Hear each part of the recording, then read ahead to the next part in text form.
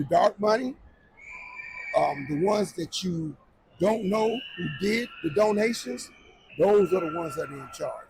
You never see those. They behind the lines. Oh, greed. Greed, man. Everybody's about that quick dollar, max money as fast as you can, no matter what it takes. I would say that the president can be held responsible for any crimes. What do you think is the core reason that the government these days seems more responsive to powerful individuals and corporations rather than average citizens? I think a lot of it's just greed. The people with money have gotten more greedy than ever. And I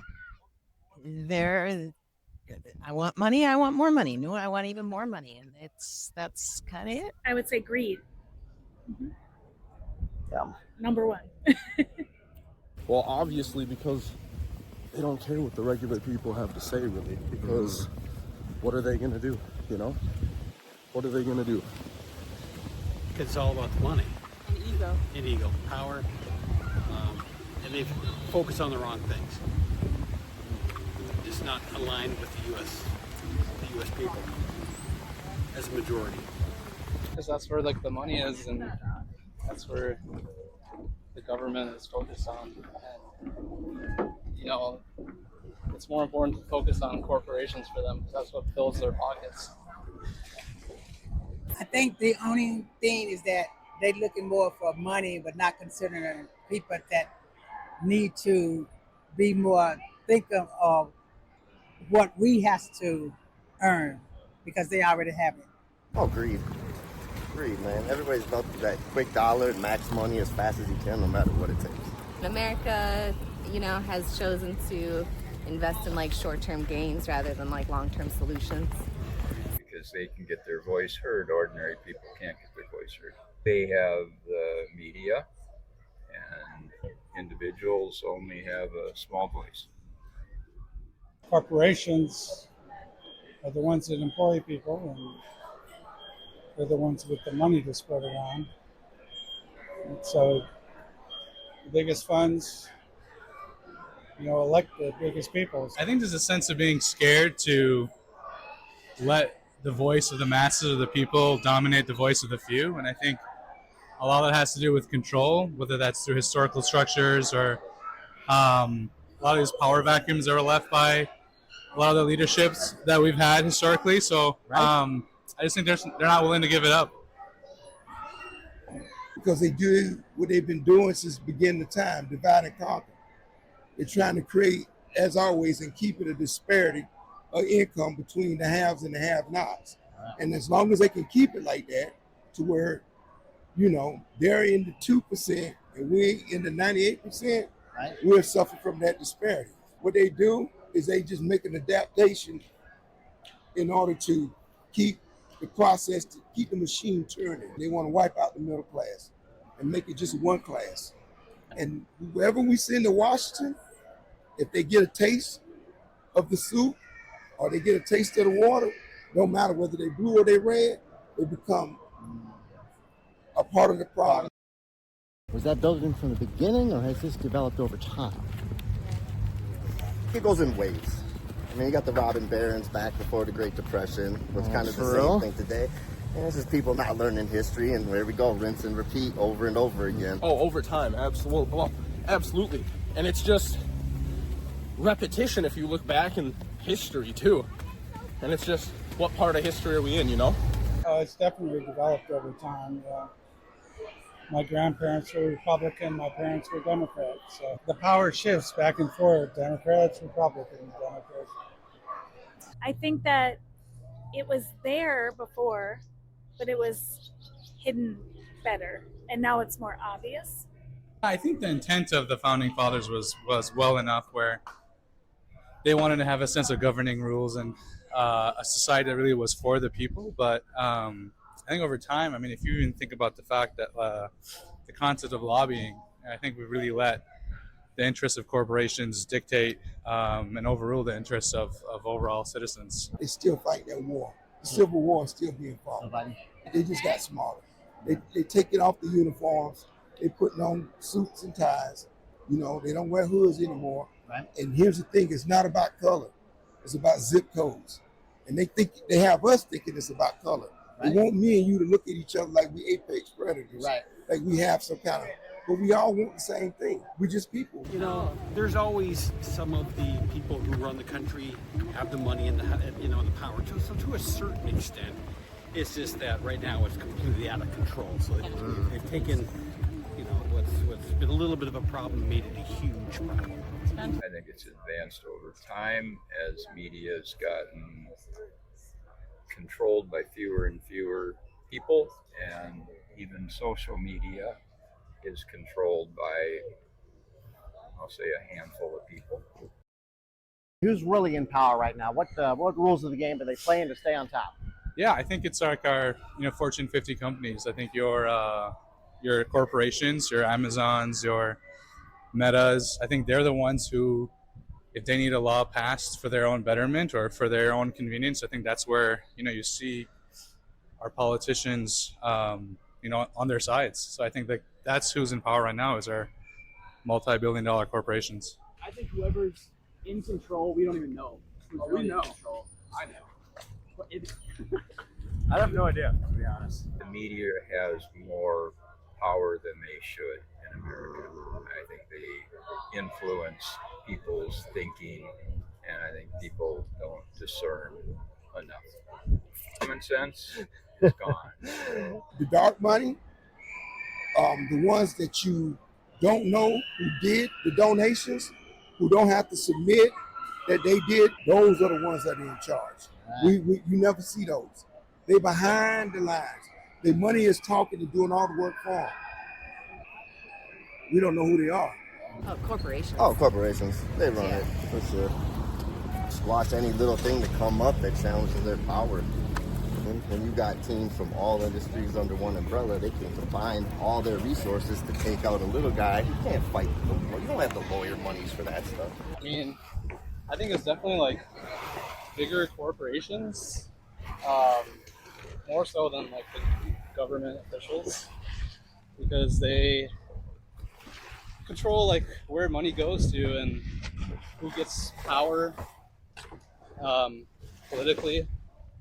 Say anyone that is in a high millionaire to billionaire tax bracket, and I think that they rule because they have fear of losing power.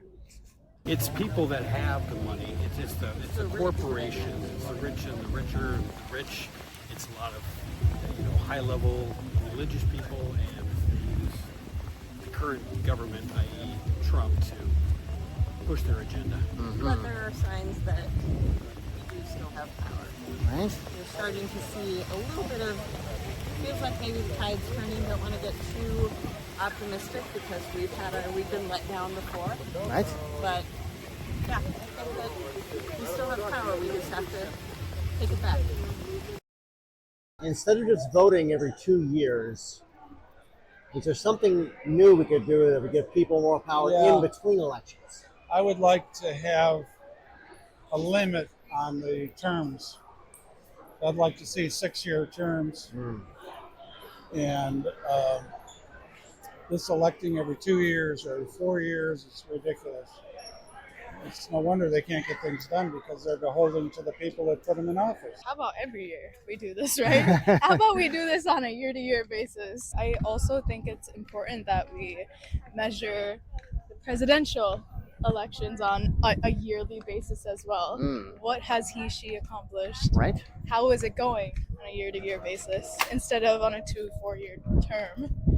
They can act like the last election is tomorrow and stay active and stay engaged.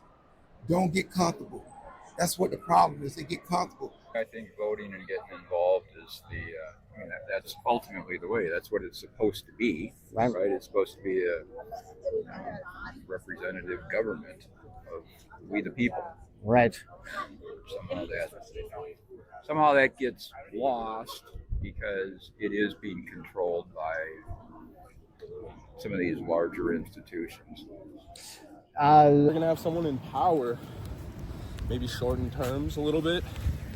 There's some crazy terms. People have been in office for, if you ask my opinion, way too long. If we collaborated as citizens and decided we're not going to pay out of our paychecks right now until you listen to what we have to say. Ooh.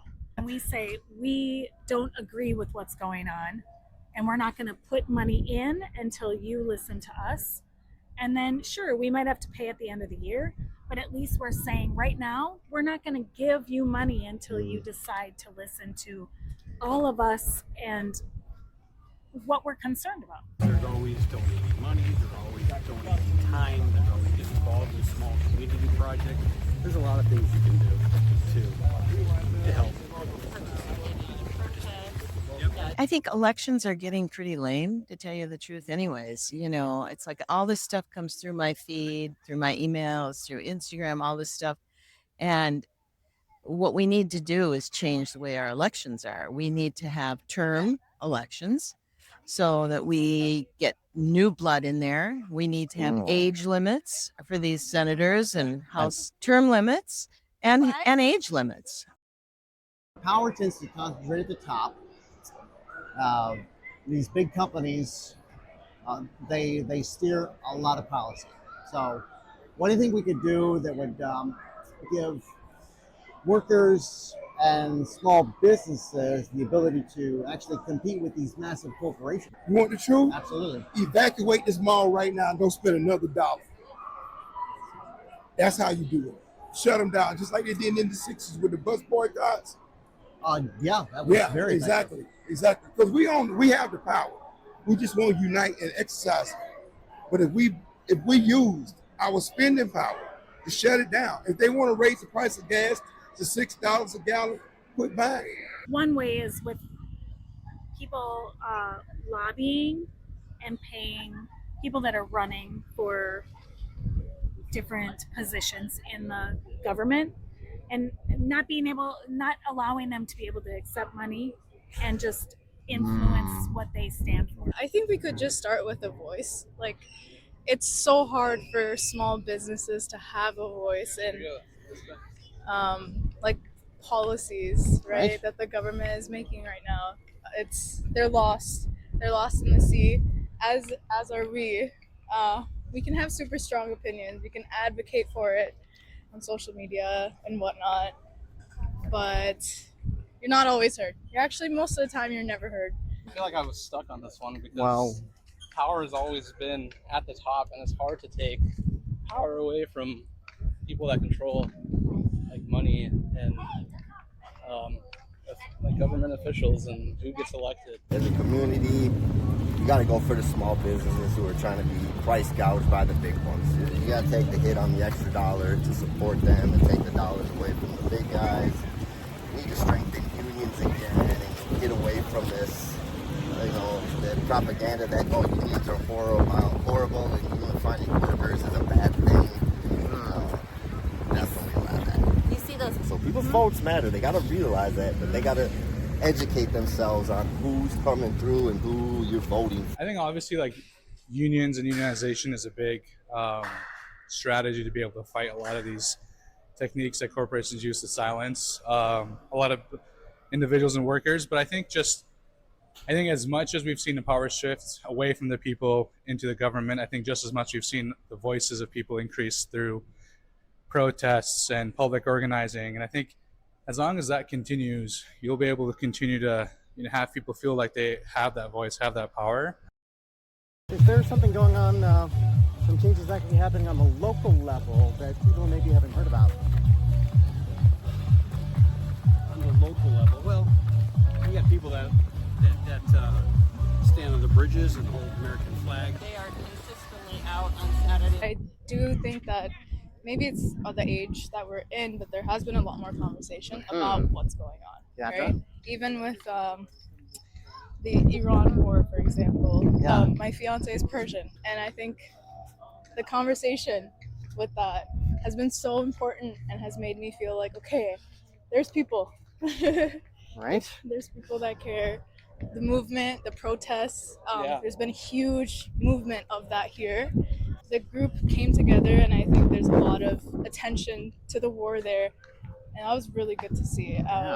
Whether that has any, you know, impact on it, I don't think that much, unfortunately. I'd say I feel like locally, especially here in Minnesota, there's been a lot of protesting and people coming together trying to express how we feel about what's happening. I don't know if it's making a difference, but I feel like it's at least being noticed in the media, and there's people that have a voice and they're definitely trying to come together.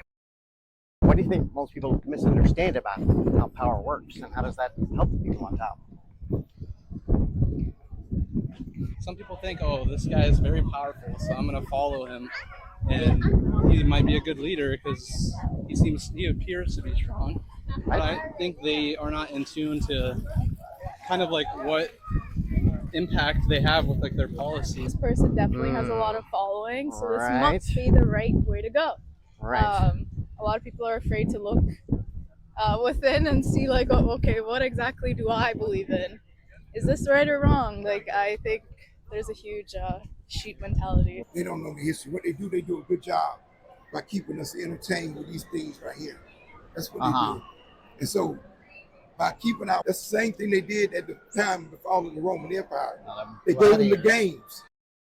What effect do you think technology, social media, and new forms of organizing could have in helping to get the balance back towards the people?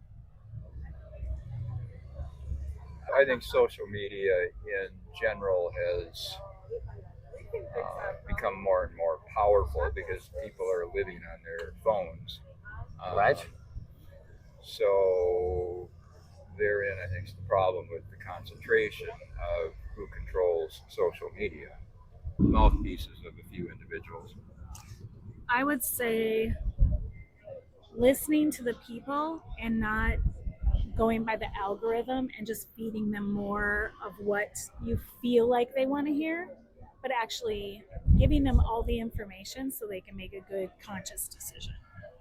I think like social platforms can be really biased and lean towards one side more than the other, and I don't know, I just wish there was more of like an independent, like kind of common middle ground kind of social platform that could That's not influenced by power, right? A lot of What does a government that's truly accountable to the people actually look like? I think going by popular vote is important, and listening to the people and saying what you stand for and actually meaning it, not just saying that so you get the votes and then not actually making those promises come to reality. If you were president for a day, you could write just 2 laws to help the people. What would you do? Fridays off. Fridays off. Other countries are doing it, so why can't we? Right. I think we're very overworked in this country. There's a huge hustle culture and not enough of live in the moment and enjoy what you have, because this really is a beautiful country. Yeah. But when you're working all the time, you can't always see it for yourself. I would say the thing I would like to see more than anything is term limits, so we don't have the career politician. Make everybody equal and think of peoples as peoples. Becoming where everybody can afford it. Get rid of all the guns. I mean, all of them, but people always say, oh, you can't do that. But I'm telling you, we do not need guns, especially assault weapons in the street. Unless you're a hunter, you can have 1 or 2 guns. Great, no problem. So that's a big one. And I would have preschool for all children, 6 months and older, paid for. That's what we need. We need to change it from the bottom. Probably ask for a couple more laws to make. I would say that the president can be held responsible for any crimes, and I think that the president should have to take a psychological test. When the fire stopped this ponderosa from growing straight up, it didn't give up. it just started growing out in every direction. Seeing things from all these different perspectives has been a good reminder. If the path that you're on gets blocked, stop trying to fight your way through it. Take a look in every other direction, and odds are pretty good you'll find another path, another route you haven't thought of before. That's our view from Minneapolis. We'll see you next time.